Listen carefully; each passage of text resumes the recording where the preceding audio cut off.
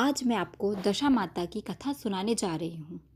इसके पहले आप मेरे चैनल को लाइक, शेयर एंड सब्सक्राइब करें ऐसे ही रोचक कहानियाँ, व्रत कथा सुनने के लिए। चलिए शुरू करते हैं दशा माता की कहानी। एक गांव में दो डोकरी रहती थी। एक अमीर थी और एक गरीब थी। अमीर डोकरी रोजाना एक साधु को जिमाती थी। एक दिन गरीब डोकरी ने सोचा कि वह भी साधु को जिमाए। डोकरी ने साधु से जिमने का कहा तो साधु महाराज ने कहा, हम आ जावेंगे, परंतु हमारी रसोई साफ सफाई से बनाना और पहले कोई ना जिमे इस बात का ध्यान रखना। डोकरी ने कहा, मैं ऐसा ही करूँगी। गरीब डोकरी ने खीर पूड़ी अपनी बहू से बनाने को कहा। बहू गर्भवती थी। उसका मन गरम गरम खीर खाने का हुआ तो उसने चुपचाप खीर खा ली। साधु महाराज खाना खाने आए। जब उन्होंने भगवान को भोग लगाते हुए ध्यान लगाया तो उन्हें ज्ञात हुआ कि खीर तो झूठी है। उन्होंने डोकरी से कहा, माई, तेरा भोजन तो झूठा हो चुका है। डोकरी ने कहा, नहीं महाराज, पर मैं अपनी बहू से पूछती हूँ। जब बहू से पूछा तो उसने सच कहा। हाँ सासू जी, मेरा गरम गरम खाने का मन हुआ तो मैंने थोड़ी सी खीर खा ली। साधु महाराज बगैर खाना खाए उठकर चले गए। साधु महाराज रोजाना की तरह दूसरे दिन अमीर डोकरी के यहाँ खाना खाने गए। तब उन्होंने कहा, तेरी पड़ोसन के यहाँ दशावंत बेटा होने वाला है। जब बच्चा पैदा हो तब उसके पैर के नीचे से 11 तार का डोरा निकाल लेना।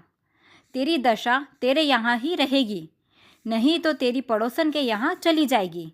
अमीर डोकरी ने गरीब डोकरी से कहा, तेरे यहाँ जब भी प्रसव हो तो मुझे बुला लेना। पड़ोसी ही पड़ोसी के काम आता है। गरीब डोकरी सीधी साधी थी। उसने कहा, बाई ठीक है, बता दूंगी। अमीर डोकरी ने 11 तार का डोरा बनाकर अपनी साड़ी के पल्ले में बांध लिया। जब गरीब डोकरी की बहू को बच्चा होने का समय आया तो उसने अमीर डोकरी को बुला लिया।